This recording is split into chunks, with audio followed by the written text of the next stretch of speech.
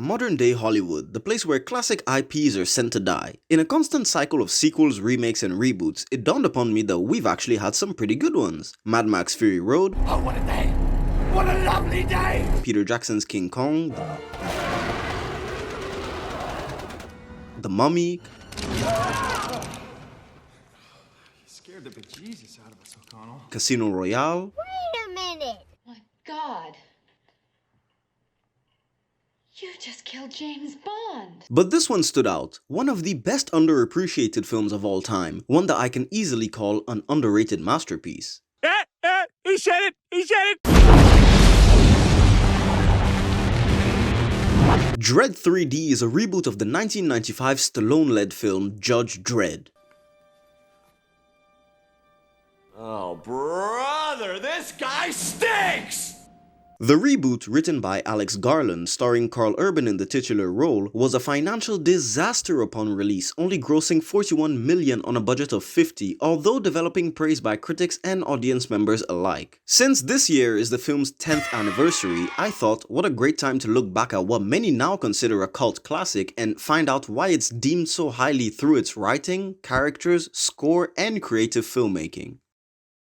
Mega City 1, spanning the entire East Coast, is an urban wasteland, a hellhole. In this breeding ground for crime, the law is dispatched by those known as judges, who act as judge, jury, and executioner, dispatching judgment on the spot for any and all criminal activity. One of these judges is Judge Dredd, an uncompromising lawman, quickly gaining a reputation as the ultimate judge among his peers. Dredd is assigned to train and evaluate Cassandra Anderson, who did not meet the minimum requirements for the job but has one talent most do not. She's a mutant with psychic abilities. Their first call lands them in Peach Trees, a 200-story building run by Madeline Madrigal, aka Mama, the drug kingpin of the structure, fabricator of a new popular narcotic called slow-mo that makes his users experience reality at a fraction of its normal speed. The judges capture one of the clan's senior members, and Mama locks down the tower, leaving Dredd and Anderson to fight for survival, dispatching judgment as they go. The plot has the simplicities of action films like Die Hard, Predator, Top Gun, and First Blood. Dredd is a small contained story in a larger world that doesn't feel the need to drown you in unnecessary exterior information, only providing small hints. The film is technically Alex Garland's first directorial effort, even though Pete Travis is listed as the director. Garland is uncredited, and from the interviews I heard, even Karl Urban says that it should be considered as his directorial debut. It's no surprise the script was this good, considering Garland started writing as far back as 2006, hot off 28 weeks later. The film itself doesn't suffer from any major plot holes, only the fact that Dredd getting shot feels forced. He probably could have avoided it, and one other case of plot convenience. Dredd was able to use its subtle character writing, great performances, and well-directed action to distinguish itself from other action films. Except The Raid. Everyone's always comparing it to The Raid. Inside the walls, a cursed city. 800 million people living in the ruin of the old world and the megastructures of the new one. Mega City 1 is shown as a claustrophobic, crime-infested city where the criminals all fear judges because even the slightest criminal offenses are severely reprimanded. Judgment. Vagrancy, 3 weeks ISO cubes. The civilians are virtually unfazed by the complete chaos around them. It's just another day in the big city. Except for this guy. He needs some milk! To enforce that notion of everyday extreme violence, there's a shootout in the mall which leaves a handful of people dead, but it'll be ready to welcome back customers after a short cleanup session. The level 1 food court will reopen in 30 minutes. Thank you for your patience. Throughout the film, we get lots of hints that criminality is due to people being products of their environment, clearly on one occasion with two kids that reluctantly want to kill Dredd for reasons they don't even fully comprehend. Why didn't you shoot him? Why didn't I shoot him? Why didn't you do it? No, you don't do it. Why'd it have to be us who found him?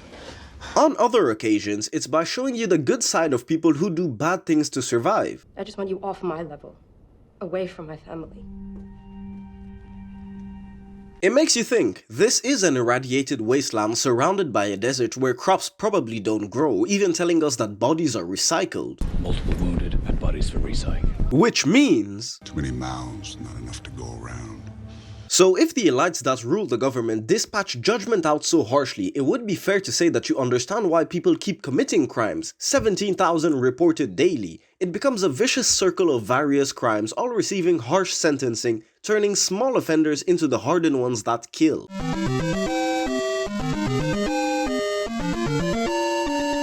As we'll see multiple times, everything in Dredd is shown as just another Thursday in the beautiful metropolis known as Mega City 1.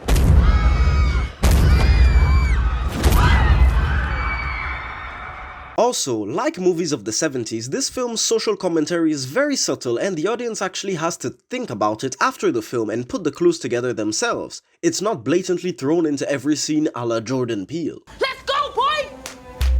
Law is not the law. I am the law. Everything you need to know about Judge Dredd is presented in the first 8-minute car chase, becoming fleshed out as the film goes. He's an unrelenting lawman with one singular goal: take down criminals. His competence, experience, and alertness are showcased in his first 2 lines alone. Driving erratic. Suspects are under the influence of narcotics. And later on, with how quickly he sniffs out the corrupt judges. I'd easily compare him to a Terminator. For example, after seeing a pedestrian get hit by a fleeing vehicle, this is what he says. Control. Perps just wiped out an innocent. I'm taking him down. Doesn't even bother calling a medical team, which we know he can. A few moments later. Control. Paramedics to my GPS. Dredd is never presented as a savior, and rescuing civilians is just the result of him killing the criminals, his idea of mercy being life in a box. Release the hostage, unharmed, and I guarantee you a sentence of life in an ISO cube without parole. You gotta love how Dredd does not give a single fuck about people being threatened. It shows his confidence and conviction in situations, knowing he'll be the only one pulling the trigger. Sir, he's thinking about making a move for your gun. Yeah. He just changed his mind. Yep. We get a few glimpses of what leniency is with Dredd, the first one being the homeless man, which, adding to the leniency aspect, also shows how eagle-eyed he is to any crime. Rookie. Don't be here when we get back. Warned you. Get up. You're headed for the cubes. The second instance being the confrontation with the 2 kids that want to kill him, proving that even though he's a law-enforcing machine, he still has a form of compassion. One of the best aspects of the film's writing is that the golden rule of show don't tell is fully taken advantage of. We're never told by anyone of Judge Dredd's exploits, neither how good or feared he is by his peers and criminals. This is the most we get of anyone characterizing Dredd. Judge Dredd. The Judge Dredd. You know what? I expected more of you. This way, the audience immediately knows for themselves through his actions who he is and what he stands for. It truly is a breath of fresh air because productions today constantly tell and don't show, or either tell and show the complete opposite. It seems that writers today have forgotten that every single action their character does shows the audience who they are. To bring back the just another day aspect of the film, even when both judges are locked in peach trees, Dredd continues to do his job of not only keeping the detainee to bring him in for questioning, but also putting his trust in the rookie to call the shots so he can continue her evaluation. Call it. Sir? You're on assessment, rookie. Call it. Dredd takes down a countless number of people to get to the 200th floor to condemn Mama, the sole reason being, Well, she's guilty. We're judges. after that, shifting the film's dynamic of the hunted becoming the hunter. Law is not the law. And as of now, under sentence of death, any who obstruct me in carrying out my duty will be treated as an accessory to her crimes. You have been warned. In addition, his assessment at the end really solidifies it all, what he feels he was put in Mega City 1 to do. So what happened in there? Drug bust. Perps were uncooperative. Dredd as a character from a writing standpoint is an anomaly. Usually the titular hero goes through an arc changing his beliefs or convictions. The judge, however, stays the same from start to finish and could not even be considered the main character, more of a vessel to introduce you to the world and the stories it has to offer. The only character I could compare him to in recent times would be Mad Max, that essentially has the same role. Dredd is reminiscent of a western gunslinger that enters a town, helps people out but isn't the main focus of the story and walks off into the sunset, leaving others changed, like a sort of mythical figure. Don't worry, I'll get into more of that later. We're never given any information on his backstory, and not seeing his face adds to that mythical element. The most we concretely know of who he is and why he decides to do what he does is this. I can feel anger and control. There's something else, something...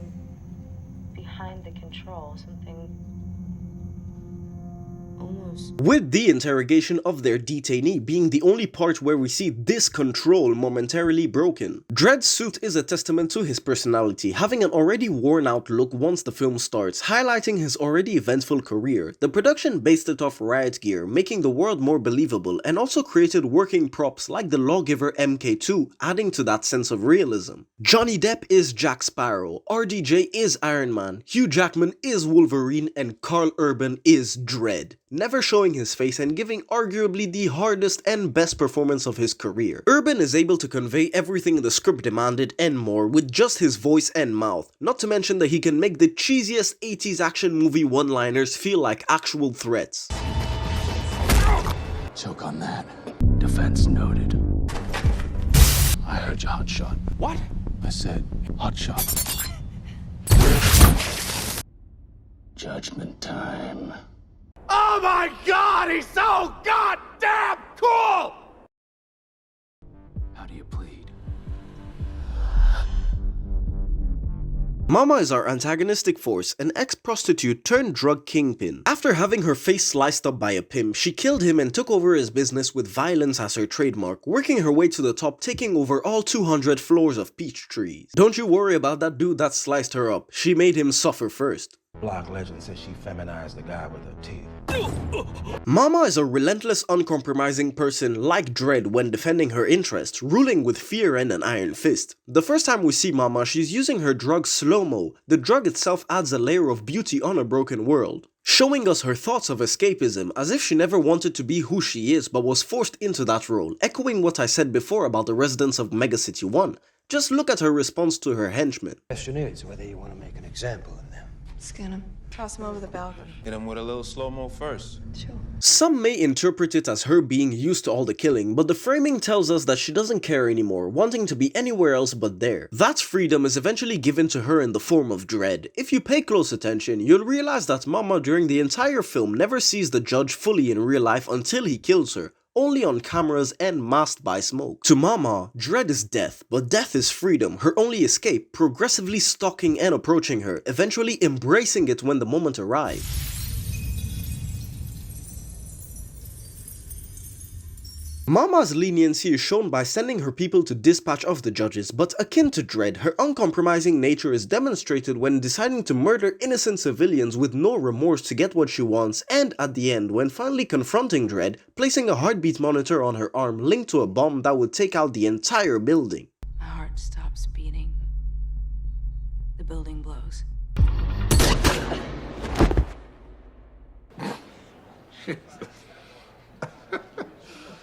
Her experience is never doubted by those around her, exhibited by how well she in fact knows her crew, instantly realizing that her henchman tasked with disposing of the detained rookie is dead just by hearing gunshots. Kay's dead. The film constantly makes you feel that she earned and merits her position, never letting on the impression she's out of her depth. Mama's death scene is where you ultimately realize that she was a victim of Megacity 1, her empire ending where it started, with her on a bed, grabbed by a man who slices her up, this time cut from being thrown out the window. Dredd giving her slow-mo not only gives you time to think about what Mama's hellish life was like, as in the film we aren't given any explicit details except those aforementioned, it also gives you time to think of Dredd's actions. The final act of violence he commits was the first act of violence we saw her commit, highlighting that they're both two sides of the same coin, both products of Megacity 1 that took different paths, and if the story was written from Mama's perspective, it maybe would have made you cry. Hey, it worked with Tommy Angelo and Vito Scaletta in the Mafia games. Mr. Salieri sends his regards. Lena Headey is absolutely fantastic in the role, approaching it with subtlety, elegance, and mania all at once, never going for the simple crazy woman angle, making Mama feel like an angel fallen from grace. It's also quite refreshing to see her in something other than Game of Thrones, reminding you that she can act her ass off in different roles.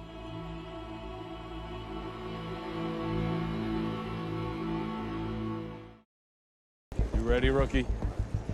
I am. Your assessment starts now.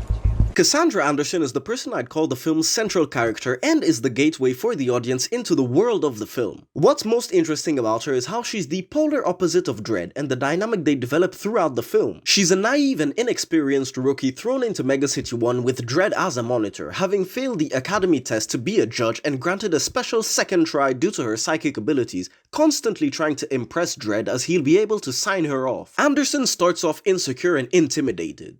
You ready? Yes, sir. You don't look ready.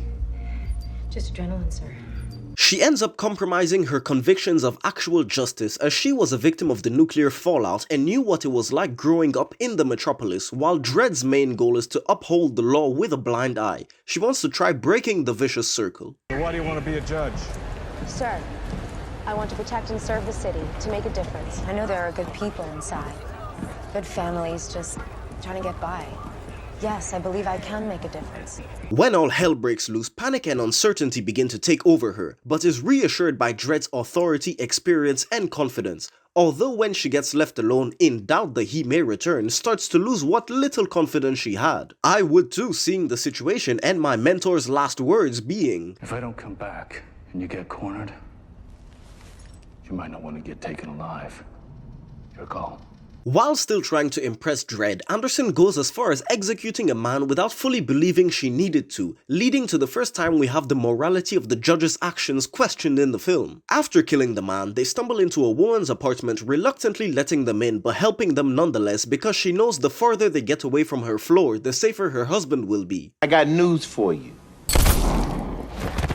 Upon leaving her home, they get cornered by Mama and are able to make their way out on a balcony level, giving them a few moments of peace. During this moment of peace, Anderson realizes that the incident she's living in right now is probably happening in various other places, Mega City 1 being a constant stream of violence. Looking at Dredd though, she realizes that for him, it's just another Thursday.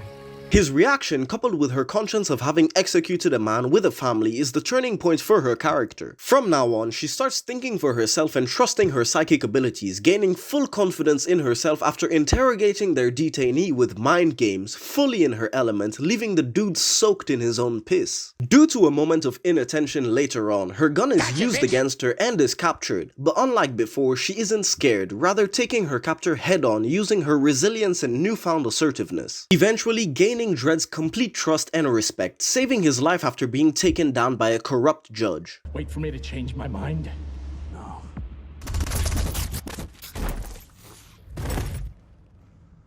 Wait for her to shoot you.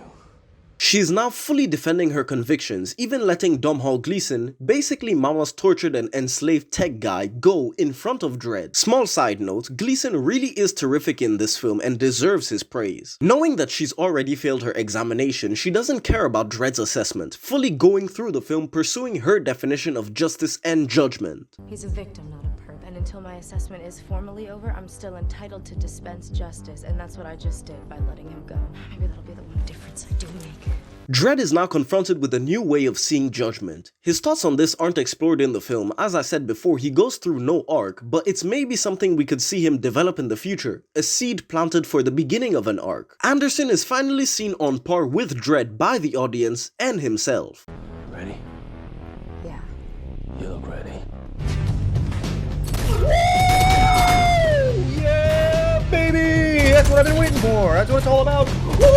In the end, despite technically failing the exam, Dredd decides to pass her, knowing that she's now capable of handling herself in the crime-ridden metropolis. Cassandra Anderson's use of psychic powers in the film remain believable and sparse throughout, which is very refreshing because when films have psychics nowadays, most studios push the script too far into their over-reliance to create grandiose mind-fight set pieces. Olivia Thirlby is absolutely perfect for the role, and man, I can't deny how gorgeous of an actress she is. Oh, it's Sam! She was able to convey the two opposites needed for the role perfectly, and I really wish she earned the same success as Garland, Hedy, and Urban after this film. Any last words, bitch?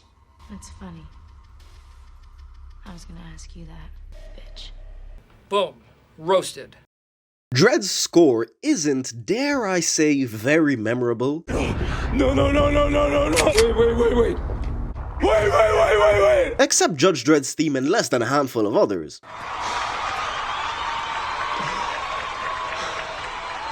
Although it does take the film to a next level once that title card literally drops in.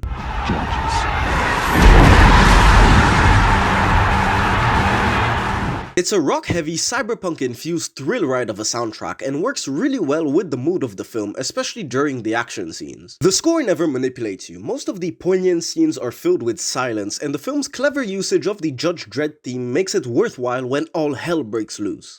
Fire!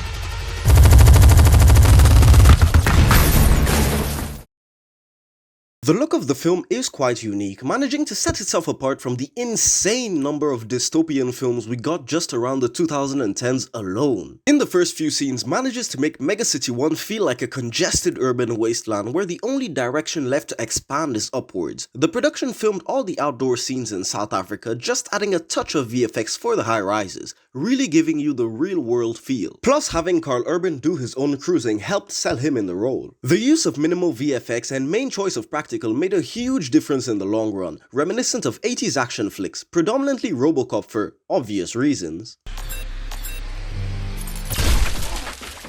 Making me think, man, the film could have been even better by adding blood squids.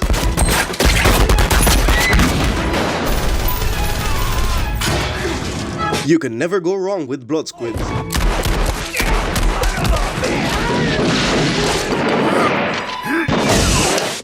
Don't let your kids watch it! The film also uses creative ways not to keep the same interior location of concrete hallways look stale, making all action sequences unique. One with huge Gatling guns tearing down an entire floor in a disgustingly colorful sequence, the other with flashbangs lighting the scene or using green gas, and finally, the use of slow motion.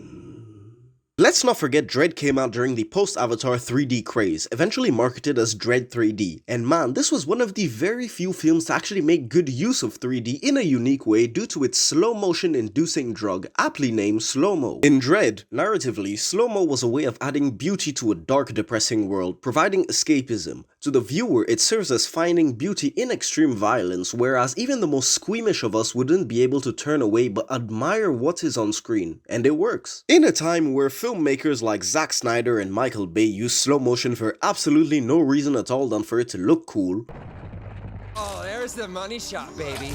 Dredd really puts them to shame. The film also frames Dredd several times as a mythical figure when seen by normal civilians in peach trees, adding to what I said before about his interactions with Mama. I'd also be hunted down by Dredd himself if I didn't point out how good the character close-ups are, not solely for the visual treat but elevating tension. In the end, Dredd remains a fantastic film that's similar to Karl Urban and Olivia Thirlby, aged like fine wine. Yeah, that brother's starving. Although not receiving the complete praise it deserved upon release, managed to elevate itself to cult status throughout the years. It's an absolute blast from start to finish, aimed towards anyone looking for a solid 95-minute action film, and for anyone interested in smart writing and filmmaking. In recent years, with the resurge of 80s and 90s culture, coupled with the rise of simple, slick action films like John Wick, Fury Road, Extraction, or Edge of Tomorrow, if Dredd had been released just a couple of years ago, I think it would have easily garnered a huge payday. Sadly, it was ahead of its time, and I really do hope that if a sequel gets made, it's done so with the same crew, cause Karl Urban was born for this role. Really appreciate it, and we're working very hard to bring you Dredd 2. So thank you so much, and please continue to support, because it really does help. Thank you. Thanks for watching everyone, and for staying till the end. Consider subscribing if you're new, and hopefully I'll see you all next time.